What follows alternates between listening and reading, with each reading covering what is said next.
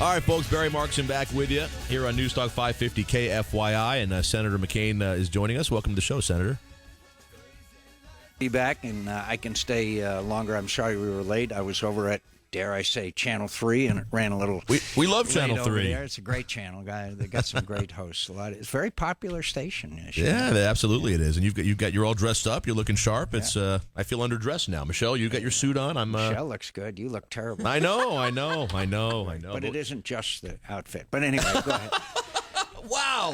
Right off the bat. All right. Do you feel comfortable, Barry? I feel fantastic now. It's just like being home. All right. So we have the cam on you though, Senator. So you're good. So no one has to see me. I'll be nice. Turn that cam. See. Anyway. All right. How's you had the campaign? You had Sarah Palin in over the weekend, Friday and Saturday. How were the rallies? How'd that go? They were great. They were great. And we were just talking off mic about. She got 10,000 people to Searchlight, Nevada. I don't know how you get 10,000 people to Searchlight, Nevada, but it was the thing that always gets me when Sarah and I are together is the kind of intensity that people feel for her. It's really intense, the people that admire and like her, and it's wonderful to see. People are just really devoted to her, and it's a wonderful thing to see. And I'm very proud of her. I'm very proud of the role she's playing in the national dialogue. And I'll tell you, and her husband's a great guy too, and a wonderful family. People are criticized her selection, but I tell you, if I had it to do over again, I would do it over again in a New York minute. And we're not going to talk about her much today, but you have to be just shocked at the level of celebrity she's reached. I mean, that's never happened before with anybody who's been selected to be a vice presidential nominee. How did that happen? I just think she struck a chord. I think one of the really seminal moments was the speech she gave at our convention that just really ignited our base and ignited America. Look, I really don't want to go back over a losing campaign, but we went from about even to about 4 or 5 points ahead in the polls after her speech at the convention. And I think that she has achieved a status which is really wonderful. But the constant attacks by the liberal media is just, it's now become amusing. They just continue to attack her, which means they must fear her. Well, and it's actually, again, we'll get off her here, but it's actually helped her. I mean, I think so. I think that's fueled her celebrity, it's fueled her prominence. If everybody was just quiet, she would have gone away. I mean, it's an amazing thing. She's got a lot to say. You're in an incredible race now. This is you've been a senator here in Arizona for it seems like 150 years, but it's since the War of 1812. But this is, at least in my recollection, one of the only times you've had a really strong primary challenge, if not a general election challenge. But you treat all these elections pretty seriously. And I was thinking about it. You've been, between running for president and now coming back and running for Senate, you've been just on the huge campaign trail here for about 3 years, haven't you? Yeah, but I really love it. I was up in Lake Havasu yesterday. We had a Vietnam Veterans Day, and several thousand people were out. I was in Springerville and traveling around, as I have since I lost, around the state. And really the fact is, and we'll hear from our listeners, the economic situation is terrible. The job situation is terrible. People are not being able to stay in their homes. They need help and small businesses and credit more than ever before. And so we're really working hard on that. We were talking a little bit off the air about the health care law that just passed, and the president just signed the reconciliation bill, which now includes this whole college education funding changes, which, as you mentioned, no discussion in the Senate, no debate, nothing. It's just kind of rammed in. Just a huge transfer from the private sector to the government, and they will claim that it saves all this money. Tell me a government program that saves money. Okay, then I will be. It just isn't going to happen. We all know that, and they were cooking the books to do it. And one of the things that I hope we have a minute to talk about. The Congressional Budget Office is good. Their estimates are excellent. I trust them. Okay, but they're as good as the assumptions that they are provided. Right. Garbage in, garbage out. If they give them an assumption that we are going to cut physicians' payments for treatment of Medicare enrollees, fine. but it's not going to happen. And we all know it's not going to happen, but they cranked that into the assumption so they could cook the book, saying that that this wasn't going to cost money. I mean, it's remarkable. Help me understand this. I know this. Everybody calls it the doc fix, but I don't know if everybody knows what this is. Doctors get reimbursed for treatment of Medicare enrollees. Okay. And we passed back a number of years ago a provision that would gradually reduce doctors' payments. Well, every year we have put that off because, doctors are not forced to treat Medicare patients. Right. And more doctors, including the Mayo Clinic and others, have said, we're not going to treat Medicare patients. So we know if we cut their payments, they'll stop treating Medicare patients. So we have had a, quote, doc fix, which means we have delayed those cuts. Well, now those cuts are supposed to be between sometime now and this fall, a 21% cut in doctors' payment for treatment of Medicare patients. It's not going to happen. Never going to happen. It's $281 billion that they were counting in as, quote, savings. This is the biggest scam on the American people. It's been perpetrated, I guess, since beachfront property in Arizona was sold. Well, that's not the only thing. That you're putting off that tax on the high dollar policies and all of that to a new Congress that won't happen for 6 or 7 years, and new president. That's right. It's really I can't tell you the number of things. Bernie Madoff accounting, 4 years of taxes and cuts and benefits. By the way, does anybody believe we're going to cut Medicare by $500 billion? No. No, but I have to cut it off right here for my news. Yeah, let me stop you for a second. We're going to go to news. When we come back, we're going to ask you, Senator, I heard you over the weekend talking about repeal and replace. We're going to talk about that. We're going to get into immigration a little bit. We had a farmer die down at the southern border. We're going to talk about that. Stay with us. Senator McCain is going to be with us till 9:30 this morning. I'm Barry Markson in for Barry Young. All right, welcome back, folks. Hour number 3 of the big program. I'm Barry Markson in for Barry Young. Senator John McCain is here with us. Michelle Larson's here, looking spiffy as ever. Senator just dressed me down. Said I should dress better when he comes in next time. Michelle makes her own clothes, as you know. I'm bent over a hot sewing machine most of the day. She's got one of those old singers, that the paddle. There you go, the paddle. Yeah. I'm a little distracted now. You're bent over the sewing machine the whole day. All right. Yesterday, you should have seen the Barry, poncho could shoes. I just say we were just talking off Mike about the fact that if the Diamondbacks play well, this may be the best sports city in America. When you look at the Coyotes, the Suns, the Cardinals, and the D-backs. You're right. And I'm so excited about the Coyotes. I'm excited about the Suns, but I'm wondering how they're going to play without Lopez.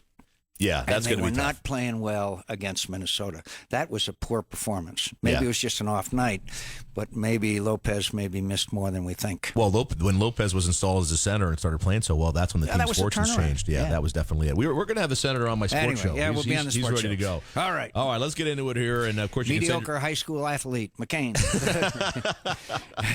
still better than me. All right, here's what let's get into the health care bill a little bit. I keep calling it a bill. The health care law now. Senator, I heard you at your rallies over the weekend with Governor Palin, and the mantra that you kept saying was repeal and replace, repeal and replace. Tell me realistically the likelihood of the future Congress repealing this law. Well, first of all, could I say, as you know, that people object to the process as much as the product. I mean, the sleaze, the behind closed doors, the Cornhusker kickback, and all of the Louisiana Purchase and all that. They really, and this is a president that pledged C-SPAN cameras would be in the room. I mean, you can't make it up. What I think we can do is regain our majority in the House and Senate, and we could have the power of the purse. So we could cut off funding for some of these programs that are incredible waste of taxpayers' dollars and basically change it. I'm not saying we can't repeal it. I know it's tough. But back in the 90s, we passed a health care bill called catastrophic health insurance. People rose up in anger, and they did repeal it. So it's not without precedent. I think these challenges, constitutional challenges, are legitimate. I think that if the president and the Democrats think this issue is going away, I think they're dead wrong. I've been doing town hall meetings around the state here. The intensity and the passion is even greater here because, again, it is historic in two ways, as the president said. One, it's the first major reform on a pure partisan basis, and it's the first major reform enacted against the majority will of the people. That is not representative government. It's not, and I'm glad the way you said it. So what you're saying is that to repeal it now, you'd have to pass a bill to repeal, and the president would have to sign it, right? Yes. So number one, that's not going to happen for at least a couple of years. You have to get another president in there. No, that's right. And so what you're saying is the work that can be done is not funding big portions of this bill. Absolutely. And that's what we were saying earlier. You could basically repeal major provisions of it. But second of all, look, if the intensity level is as high as it is, I think I could draw you a scenario, albeit unlikely, that the president would be forced to repeal or really replace it with the provisions that we wanted: medical malpractice reform, cross state lines, rewards for wellness and fitness, long list things we wanted to really bring the cost down, and we could replace a lot of the provisions of the bill with provisions that would really attack the problem with health care in America, which is not the quality, not the need for a government takeover, but to bring the cost down. Look, I'm sure you may have seen just last week, Social Security is now paying out more than it's taken in. Yeah. Okay? Medicare is a few years behind that. So it's cost.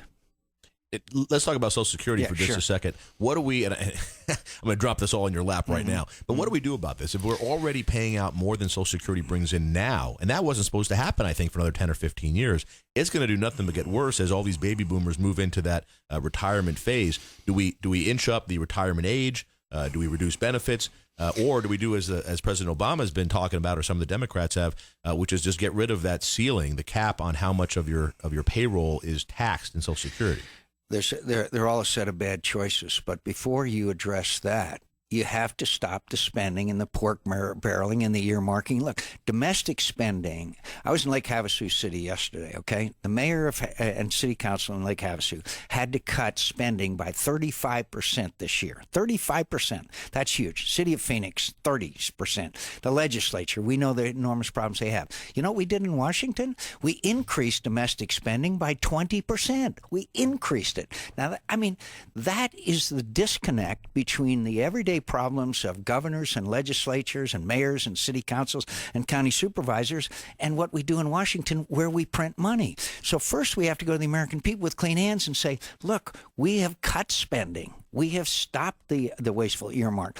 Look, the reason why Republicans lost races in 2006 and 2008 is because we let spending get out of control. These earmarkers and pork barrelers that bragged about taking home the bacon, that got mixed up with Jack Abramoff. I mean, J.D. Hayworth used his skybox, his luxury skybox, 5 times. What's that all about? Well, I was investigating Jack Abramoff and knew that this guy was an unsavory crook, and he's in jail today. Is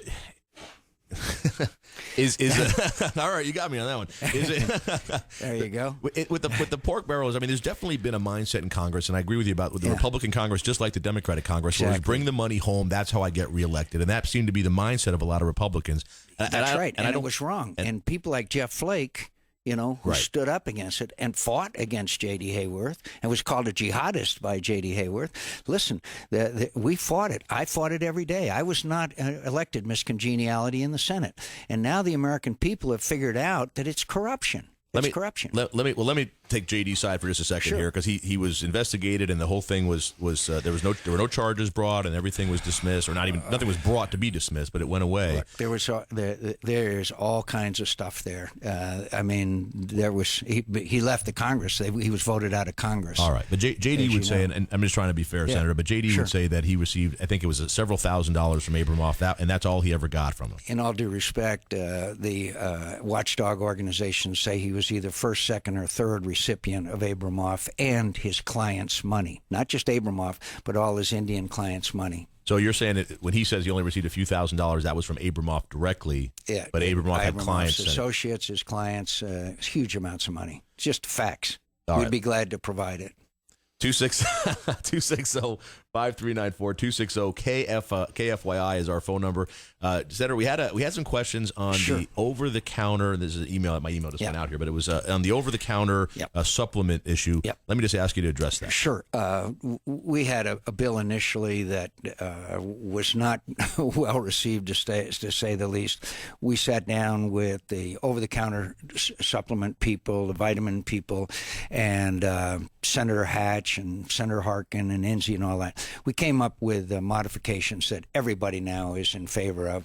We want ingredients listed. People should know, and vitamin people and supplement people agree that people should know what they're ingesting. Unfortunately, there have been occasions where the athletes have failed these tests because they took some substances which were viewed as steroids when it was detected. But everybody's on board now. Everybody needs information, but we don't need the FDA in it. We need the FDA out of it. All right. So the bill now is going to be to put is better labeling. Better labeling. And that's absolutely. it. Yeah. Is that going to have bipartisan support? Yes. Right. It has bipartisan support and the industry support. All right. So that issue that we're done. That's going to be taken care of. Yeah. All right, Senator, we're going to take a short break here. We're going to come back, talk about border security, talk about immigration a little bit, and what we're going to do about this giant issue. The administration's getting ready to deal with it this year, it sounds like. We're going to have something come up this year. We'll talk to you about that when we get back. Absolutely. All right, folks, stay with us. I'm Barry Markson in for Barry Young. All right, Barry Markson back with you here on the nearly famous Barry Young Show. Senator John McCain is with us. And, Senator, let's just jump right in here. I know you've got a busy day. Folks want to hear about immigration. We've had a rancher that was just died down at the border. 3 Americans were killed in Juarez, Mexico, 3 American citizens. I have been saying for 3 years now, the violence will spill over onto our side of the border, that we have to secure the border, both a physical fence and a virtual fence. Now, some people don't like the virtual fence. We need the physical fence. But I saw in Baghdad and I've seen in Afghanistan what technology can do as far as surveillance is concerned and getting real-time information. So we need both. But we need the physical fence, we need the virtual fence, and we need to send the Guard down to the border. We need to have enough troops down on the border to increase Border Patrol, because this cartel struggle with the Mexican government is an existential struggle to Mexico, and if the drug cartels take over, then that violence is going to continue to spill over. So, look, I'll be glad to talk about temporary legal worker programs, which I think we need, which we could do with tamper-proof ID cards for temporary legal workers. But the fact is that we've got to secure the border first. That is our message, and unfortunately, they had the virtual fence contract just be canceled because it was a total failure. Let me ask you now. The Obama administration has said they're making immigration a priority for this year. I know they're trying to get not going to happen this year. Not going to happen. And where, if they keep saying that, but where's the president's proposal? Right. Have you seen a proposal from the president of the United States yet? No. He's trying to placate the Hispanic caucus and the Democrats in the Congress. It's not going to happen. Is it not going to happen because he doesn't have enough support among Democrats even to get it done? Again, yeah, he doesn't have enough support amongst Democrats or Republicans, because we know what the focus has got to be first. We've got to assure the American people that the border is secure. And again, this is not just human smuggling, Barry, we're talking about. We're talking about a $65 billion a year business of drugs being brought into the United States through Mexico. And we ought to start talking about how we might reduce that demand, by the way. But the fact is that this is the Mexican government cannot survive unless we are able to get these drug cartels under control. Meanwhile, secure the border. Some people say the way to reduce the drug demand in this country is to legalize marijuana, not cocaine or anything else, but to legalize marijuana. There's a bill in California that's going to be voted on in November. Not a bill, excuse me. It's a referendum. It's going to be in California in November. That would just legalize the recreational use of marijuana. But is that because of their financial woes, or because they're all in favor of legalizing marijuana? Look, every expert I know says marijuana is a gateway drug. Somebody would have to prove to me the opposite, and I'm glad to hear the national debate and the state debate and all that. I just don't think legalization of drugs. You know, they did legalize drugs in Amsterdam, and they had a place in downtown Amsterdam. It ended up, they call them Zombie Park. really, because people, including a lot of young people, were just, so look, but I'll be glad to have that debate.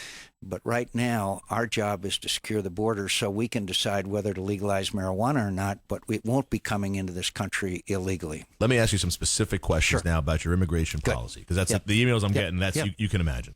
I've heard you now. You want to secure the border first, and I've been saying that for 3 years, and I've been warning about the drug cartels. And I've been to Mexico City. I've met with Calderon.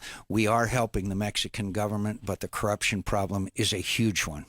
If you win re-election and you're back in the Senate now for 6 years, and a comprehensive immigration bill comes up next year, and what we're calling comprehensive immigration, which is going to have some facet of secure the border, and maybe a guest worker program or something, as you've discussed. Which, by the way, the unions and the administration are opposed to a guest worker program. What do we do about the however many 10, 12 million illegal immigrants that are in the country now as part of that overall plan? You enforce the penalties for employers who hire people who are in this country illegally, and if employers are prosecuted if they hire someone who's in this country illegally, then a lot of those people will go home if there's no place to work. Do you and we need to, and when we find someone and who's in this country illegally, they have to be deported. One of the things that's been effective is not just catch and release, but keeping them in incarceration or confinement for 30, 60, 90 days makes them much less, before their return to Mexico, makes them much less motivated to come back. To come back, because they're looking at more of a penalty. Is it?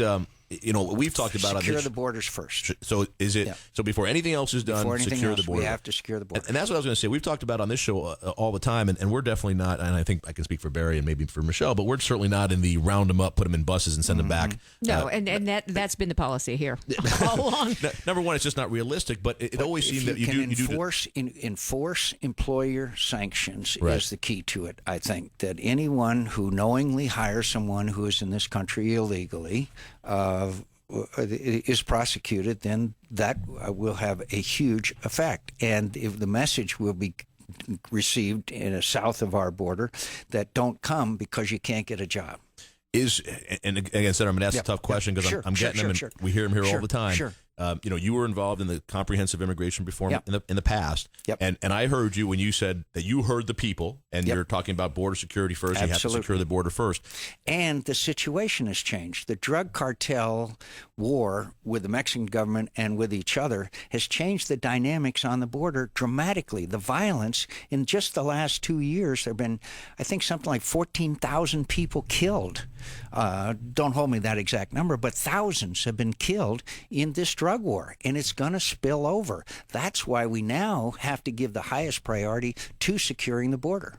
Are you saying that you would not support any sort of unless the border is secure? And how do we determine that the border is secure before we have any kind of pathway? I think we can make that judgment fairly easily if we have a real fence and we have sufficient tech. Look, the technology is there. We used it in the Battle of Sadr City in Baghdad, where we had surveillance of everything the bad guys did. We have the technological capability to so that there are areas where very tough to keep people on the border in 120-degree heat in vehicles, build the fence and then surveil it with electronics. So why aren't we doing that then? Because I agree with you. That seems like something that we can do. Put a fence up, put the surveillance up. We have the technology. We've been throwing a lot of money at this issue for years and years. Why not do that then? Well, one of the most disgraceful things that's happened lately is we had a contract, and I'll name the contractor Boeing, and they were going to build this virtual fence. It's been a total and complete failure.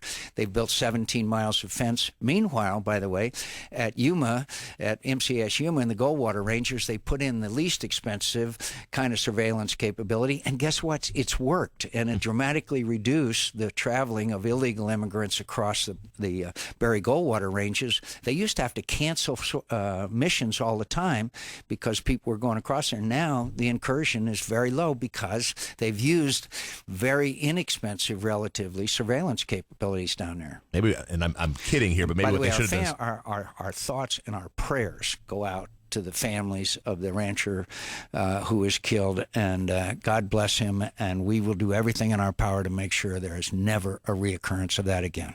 There seem to be people who are using that to stoke more anger about the immigration policy. Yeah, there are people who are stoking the anger, but the anger in many ways is justified. Why shouldn't a rancher any place in America be able to walk out on his land without fear of being shot and killed? I mean,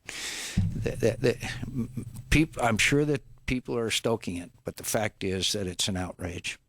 260-5394 is our phone number, 260 KFYI. You have time for a quick question from the phone caller? Sure. All right, let's take one in here. We have Mike is in Mesa. Hey, Mike, you're on with Senator John McCain on 550 KFYI. Hi, Senator. How you doing? How are you, Mike? Mike Henneke, and I'm a retired reservist. I spent 32 years in the active duty Guard and Reserve, and we've been the National Guard Association and other military.com has been trying to help us get our reserve benefits. I'm a gray area retiree, which means I don't get my benefits until I'm age 60. Right now I'm 50. Is there a possibility of you and the Armed Services Committee looking into giving us our benefits?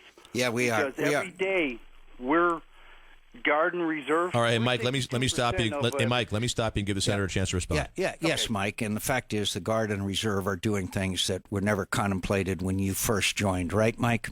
Yeah. So you obviously are deserving of earlier compensation and better compensation, because the Guard and Reserve are doing exactly the same job in Iraq and Afghanistan and other places around the world that the active duty forces have. Their mission has changed, and they are doing it superbly. So we'll continue to work on it, and drop me a note on it, Mike.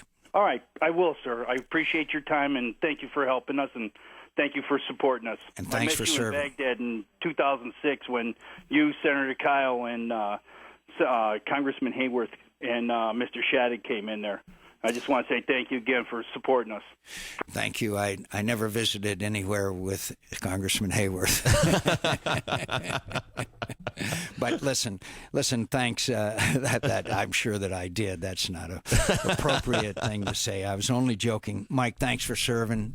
I've never been more proud than when I run into our Arizona Guard and Reservists when I'm in Baghdad and Kabul and Kandahar and those places. It's wonderful.